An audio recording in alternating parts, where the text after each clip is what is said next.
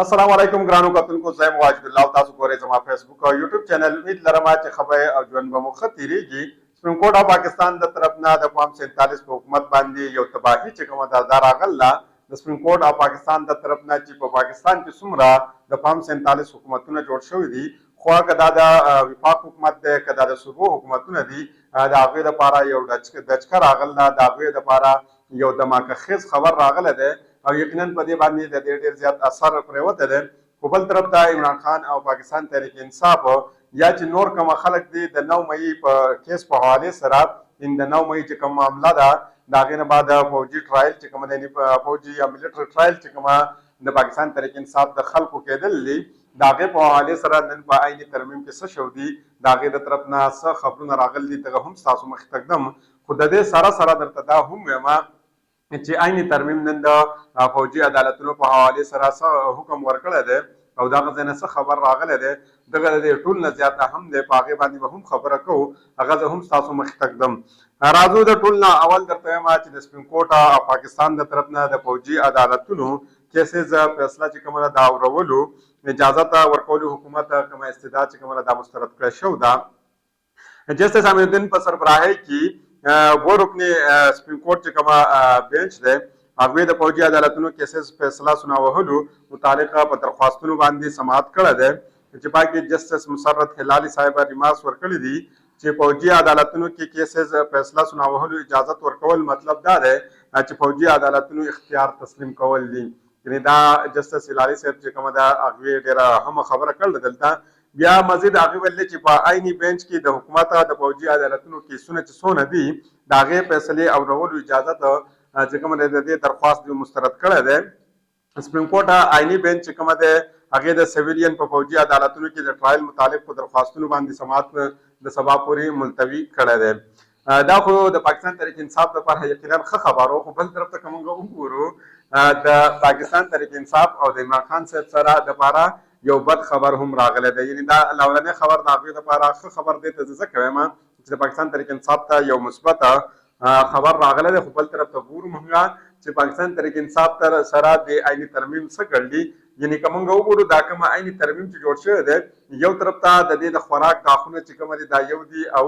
د ښکاره کولو غاښونه چې کومه دي دا د دې بدل دي. اوس راځم او دغه زه ستاسو مخې ته ږدم چې سپریم کورټ کې چې کومه فوجي عدالتونو سیویلین ټرایل رکاوهلو متعلق چې درخواست و هغه خارج کړی شوی دی او په دې کې ډېر اهم کارونه شو دي. صرف دا خارج کړی شوی نه دی بلکې څرنګه چې سابق چیف جسټس پاکستان چې دی د هغې په حوالې سره چې کومه خبر راغلی دی هغه د دې نه هم ډېر زیاته حیران کن دی. جسټس امین الدین په سربراهۍ کې ورکني عیني بینچ د فوجي عدالتونو سویلین ټرایل متعلق په درخواست باندې سماعت کړی دی. سابق چیف جسټس پاکستان جواد چې کومه دی جواد اس خواجه د هغې چې کومه عیني شپږشتم عیني ترمیم دی د هغې خلاف درخواستونو فیصلې کولو ته پورې سویلین چې کومه په فوجي عدالتونو کې دي د هغې ټرایل کیس سماعت چې کومه دی د هغې پورې ودرولی شي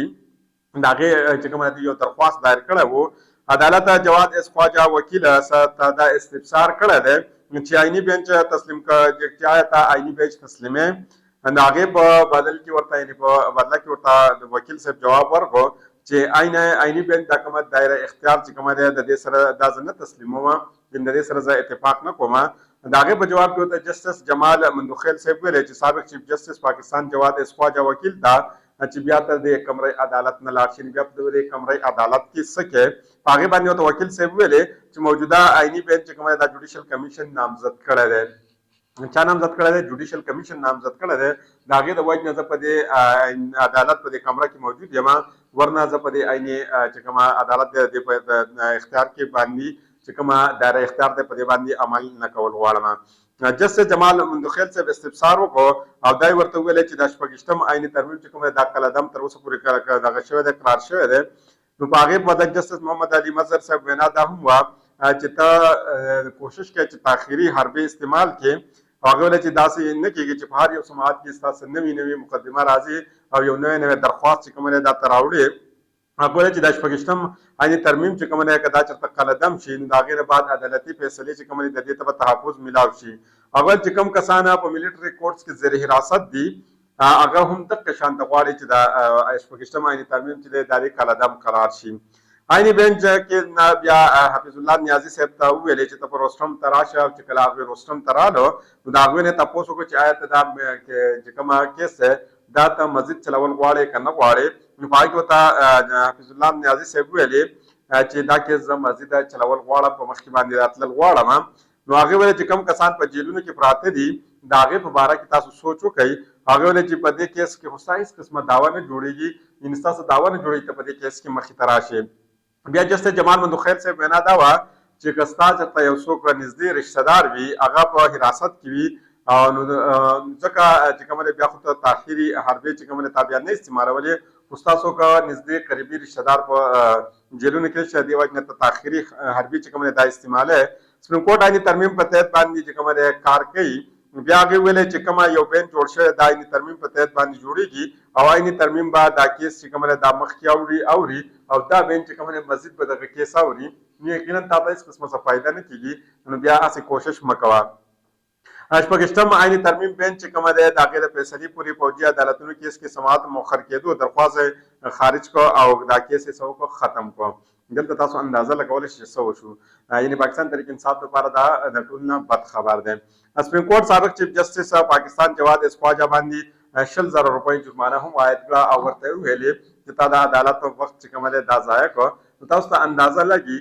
چې کله هغه چیف جسټس پاکستان په هغه وخت کې دی د عدالت وخت نه ضایع کوو خو یقینا اوس هغه د عدالت وخت چې کومه دی دا ضایع کړی دی نو دلته تاسو په خپله باندې پوهېږئ یعنې که موږ د نورو څومره ادارې دي په پاکستان کې نو هغې ته چې کله سینیر کس راشي یا د سینیر کس یو کس د هغه په ترو باندې راشي نو یقینا د هغه ډېر زیات عزت کېږي خو موږ وینو چې دا ځله په دې عدالتي نظام کې زموږ څه کېږي او د عدالتي نظام زموږ کوم ځای ته ورسېده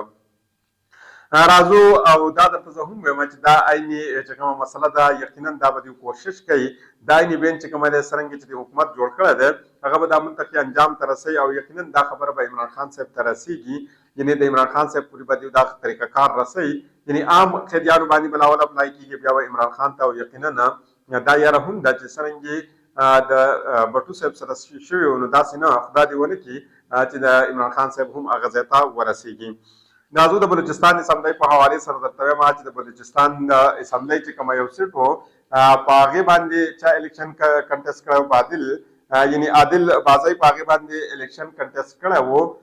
یعنې تاسو ته دا هم پته ده چې کله د 8 فروری د الیکشن و نو د عمران خان صاحب نه او د پاکستان تحریک انصاف نه کومه چې د هغې سره د بلې نشان و ان د بیټ چې کومه نشان و هغه نشان د دوی نه اخیستلی شوی و د دې چې څونه کسانو هغې آزاد چې کومه د الیکشن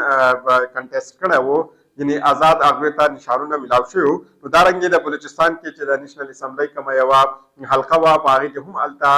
عادل بازۍ صاحب ته یو آزاد نشان چې کومه دا الاټلی شوی و خو هغه داسې کار کړی چې د عمران خان صاحب په نوم باندې د عمران خان صاحب په تصویرانو باندې هغه الیکشن کنټیسټ کړی و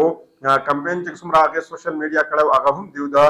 آزاد حیثیت باندې خو دیو کمپین کولې خو د سوشل میډیا کمپین هم دیو د عمران خان صاحب په نوم باندې کولې د هغې نه بعد هغوی بیا د قومي اسمبلی چې کومه دی هغې سیټ وګټلې د هغې نه بعد کار دا وشو چې دی خو سیټ د عمران خان صاحب په نوم باندې ګټلی و خو په کاغذونو کې د نوم چې کومه دی د نواز شریف صاحب یعنې پاکستان مسلم لیګ نوم په حساب کې اچولی و هغه به بار بار دا ویلې چې زما تعلق د پاکستان مسلم لیګ نون سره نه دی بلکې زما تعلق د پاکستان تحریک انصاف سره دی د هغې نه بعد بیا موږ وویل چې کله د شپږشتم آئیني ترمیم پاس کېده نو په هغه وخت کې د هغه پلازې هم ورانې شوې هغه چې څومره مالي نقصان د هغه ډېر زیات وشو خو د هغه هر څه باوجود چې کومه دی نواز شریف صاحب دومره آخري حده پورې لاړې چې د هغې نه بعد هغې ویل چې نه دا خو زما کس دی عیني د هغې کې دا زمونږ په نوم پسې اچولی شوی دی او د هغې نه بعد هغوی بیا چې کومه دی الیکشن کمیشن ته یو درخواست ولیکو او دا درخواست هغوی د قومي اسمبلی د سپیکر آیا صادق صاحب په ذریعه باندې وکړو او هغې دا خبره وکړه چې دا کومه کس دی دا زموږ د پاکستان مسلم لیګ نوم دی او د زموږ خلاف چې کومه دی وټ اچولی دی او په اپوزیشن په بینچونو کې ناست دی نو د ده دا سیټ چې کومه ده دا د قلعدم وګرځولی شي د ده دا سیټ نه دی ختم کړی شي نو د هغې نه بعد الیکشن کمیشن د نواز شریف صاحب په حکم باندې هغې ډیسیډ کړه د هغه سیټ نه نو په هغې په حوالې سره پاکستان تحریک انصاف لپاره نن ډېر ښه خبر راغلی دی او دا خبر د کوم ځای نه راغلی سپریم کورټ او پاکستان نه دغه زه ستاسو مخې ته ږدم چې دې کې څه دي سپریم کورټ نه د الیکشن کمیشن فیصله متعلق کولو عادل بازۍ د قومي اسمبلي رکنیت چې کومه ده دا بحال کړی شوی دی جسټس منصور علي شاه د چې کومه ده د هغې سره درې رکنې بینچ چې کومه ده د عادل د درې رکنې د عادل بازۍ درخواست باندې سماعت کړی دی. جسټس عقیل عباسي او جسټس عایشه ملک سره درې رکنې بینچ په دې دا حصه وه. سپریم کورټ د عادل بازۍ ډیسیډ کولو چې کومه د 21 نومبر فیصله دا معطل کړله او عدالت عظما عادل بازۍ د قومي اسمبلۍ د رکنیت بحال کولو چې کومه ده حکم ورکړی دی او د دغه د الیکشن کمیشن چې کومه فیصله د دې خلاف ورکړه هغه یې معطل کړله. الیکشن کمیشن سپیکر قومي اسمبلۍ سردار آیات صادق په درخواست باندې عادل بازۍ د قومي اسمبلۍ د رکنیت نه معطل کړی و. د مسلم لیگ نون صدر نواز شریف صاحب قومي اسمبلۍ کې د پارټي پالیسۍ د انحراف کولو د 29 آیینین په وخت کې د اپوزیشن بینچز کې د ده کېناستله سپیکر سردار آیات صادق ته د کاروایي خط لیکلی و. عادل بازۍ د سپیکر قومي اسمبلۍ درخواست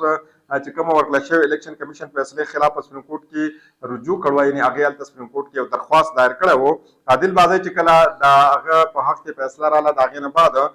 دوی د میډیا څخه خبرې کړلې او د میډیا څخه خبرو په وخت کې هغې وویلې